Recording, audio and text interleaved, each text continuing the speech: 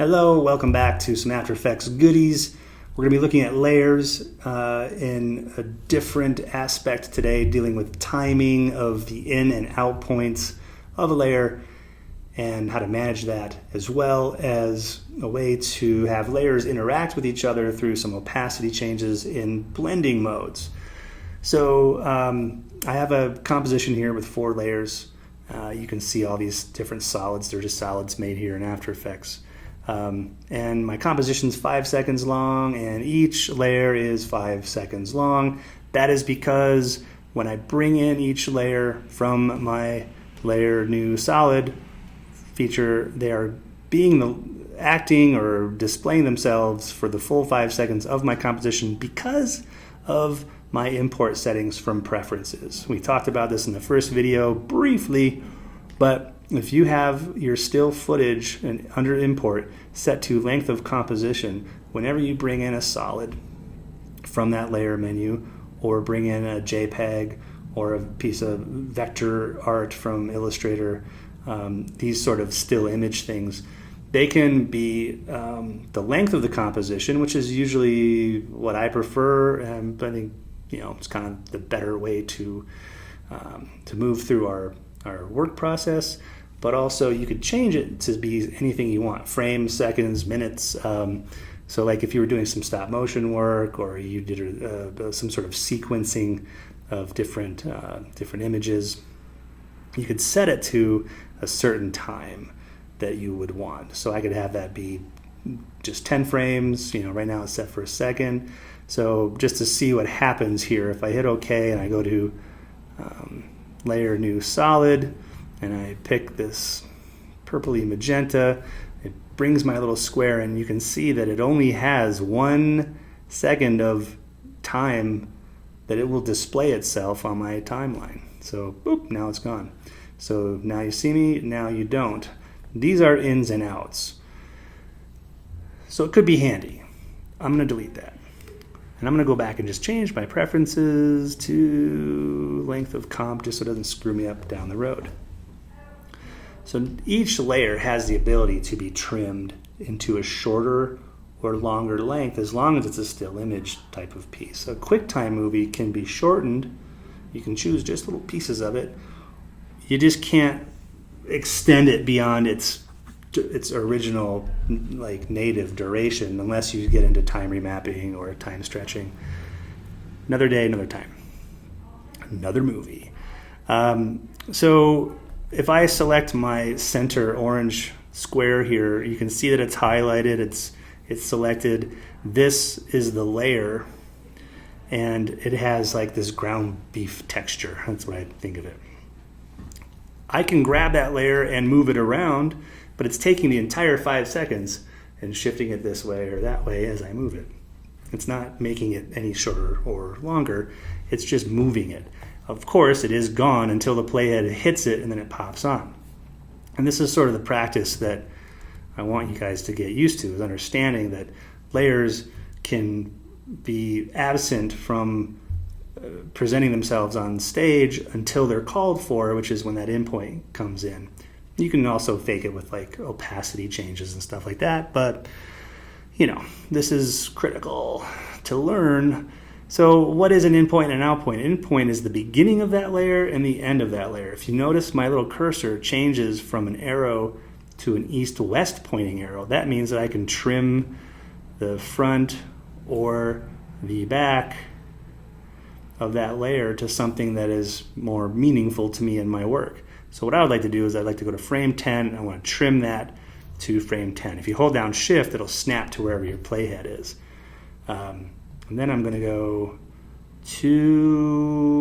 3 seconds and 20 frames, and I'm going to grab the back end of it. So I need those east-west arrows. I'm going to drag those back in time, and I'll hold down shift so it snaps to my playhead. Don't expect it to snap right where that little line is, because it needs to occupy that much more space in order to be present. So it looks like it's longer than what I want, but if I just go to that next frame, it's gone. So just trust me. It looks like it's hanging over, and it is, but it's not. You don't want to have it end at that frame if you're really going for timing, because it'll just sort of screw things up. So now at frame 20, I'd like to take my right green and I'm going to trim the front of that so that's there, and then I'll go to 4 seconds, I'll trim the back to there, and then I'll do the same thing kind of just in succession about the next solid, and then this one, and then the grand finale, the purple, not purple, that's blue, blue background will trim. So you can sort of see that what I've done is I've set up this like staircasing result. It's like a backward stair. Well, this looks like a stair. And if we just were to play this, it goes boom, boom, boom, boom. They hold up for a little bit, and then boom, boom, boom, boom, and they're gone. So I'm calling my actors onto stage when I need them, and I'm having them leave when I don't need them anymore. This is a very simple way to do basic graphic work in motion. Nothing's moving, but there is change over time, right? So simple motion design just through ins and outs. The ins and outs, like I said, can be changed at any time. You can make them any duration that you want. If you wanted to speed it up, you just make all those different changes shorter. There is no keyframing needed for ins and outs. It's just an actual timeline alteration for those layers. We're going to be doing a couple exercises where you need to wrap your head around this whole idea of ins and outs, when things are on, when things are off. The other thing about ins and outs is that you can't have a layer come in and out and then in again. It's a one-time deal. It just goes in and then it's out. If you needed something to pop in and out, you would then use opacity and keyframe that so that it would pop on, pop off, and those would be like one. For some reason, this is one.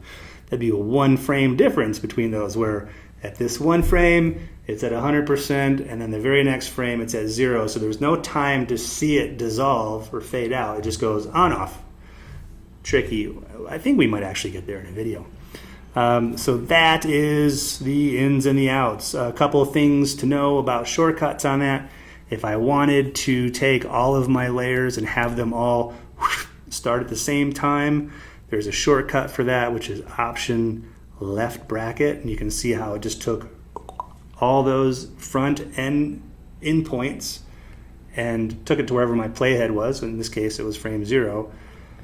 And then they still disappear at the end because I didn't futz with the end. But if I wanted them all to come to the very last frame, I still have them all selected, and I do Option right bracket, and then it just makes the out points go to that point in time.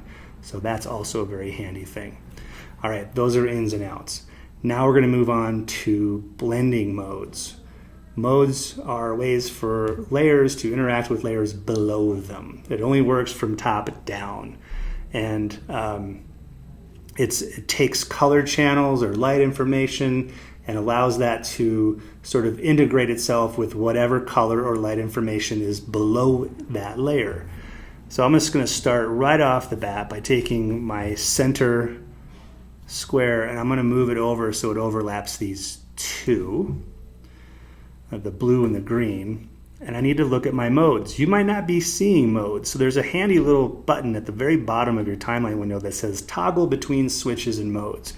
Switches are the things like quality, the shying, and stuff like that. Modes deal with color modes, blending modes, track mats, and that's about it. So if I take my center orange and look at my blending mode column, it's just under mode, it says normal. So it's going to behave just normal. It's going to be solid and orange. If I were to start changing this, and I really hate these first two, don't ever use a dissolve or a dancing dissolve. They're garbage. In fact, write Adobe a letter and tell them just to get rid of them. They're garbage. The main ones to think about are multiply, which is releasing or letting go of light values and retaining dark ones. So like if it were black and white, you need to multiply, the white goes away, the black stays. Since we're dealing with color, it's kind of a little tricky, but as soon as I go to multiply, you can see its effect on a darker blue versus a green, but also that sort of off-white background that I have set for the bottom layer. It changed a little bit. If it were white, it wouldn't change at all. It would just stay like this part right here would just stay nice and orange. So you can see how they're starting to work together in an interesting way. If I were to change that to the next important one, which is screen, this one drops the blacks and retains the whites, so it's going to be a lighter result. That being said, if I look at the group here, this is a group. You can see them between these bars. This is a darkening. It starts with darken. But the most powerful one and the most commonly used one is multiply. It's kind of the hero of the group. But these are all going to have darkening results. And then the next area here is all about lightening. Lighten is the second one, but it's adding light value from that layer that is orange to the layers that are below it. And the hero one here to use is screen, but you can definitely try any of these others. They will give you different results. So it's just good to play with them and see, what does that do? What does that do? The next group is kind of a mix of both. It's like it's a mashup. It's a blend of the darks and the lights all working together. So overlay is the hero of this group for this time. Thank God it's on the top. So overlay, you can see its result on the blue and the green. Quite different interaction between the green and the blue, where the part that's on top of the green actually goes yellow, and the part that's on top of the blue really doesn't change very much because they share some common values between the light and dark tones. So these are all going to be sort of variations of that type of blend or mix-up. Then you get to some crazier things, difference and classic difference exclusion. So you're going to see that there are some different types of ways that color and light will react to each other. You could just go with hue, saturation, and so on. I highly recommend you just play with these because they're going to come into some real creative feedback as you work on your projects or on projects on your own. Like I said, it only works from top down. So if I was to take my right green layer and set it to multiply, it interacts a little bit with that off-white layer because this has a little bit of value to it. So you can see how it kind of darkened a little bit. If I went to lighten, it'll almost go away because it's trying to present its light values and it's presenting it on top of an already light layer, so it basically goes away. But it's not affecting the orange because the orange is on top of it. As soon as I move this over something that is behind it, which is that blue layer, you see that it is affecting it. If I took my left layer and I'll just stretch it, make it a little like this. Boop. So you can see how it's affecting the blue layer and this pink layer because they are all below it, but the orange layer is still sort of on its own because it's on top. If I was to just slightly overlap those as well and change my orange to, multiply, now you can see how that orange is affecting the green one below it, the pink one below it, and the blue one because the blue one, oh man, this is going to get crazy. I'm going to move this down like that. There we go. You can see all the difference now. So there's its result on the blue by itself. There's a result of it with the green and the blue. There's the result of the pink and the blue, the pink and the green and the blue. Man, it's crazy. You can really get some different results just by having colors react with each other through that layer hierarchy. Especially once things are moving, it gets really kind of fascinating. So I'm not dealing with opacity at all, but I am dealing with a type of transparency through mathematical interactions between color and light and dark, and those are blending modes. We're going to actually do some exercise work with these blending modes down the road here. So now you kind of know what's up with them, how they work, and I highly recommend you give a little bit of playtime for yourself just to see what you can create by changing different color layers and their blending modes.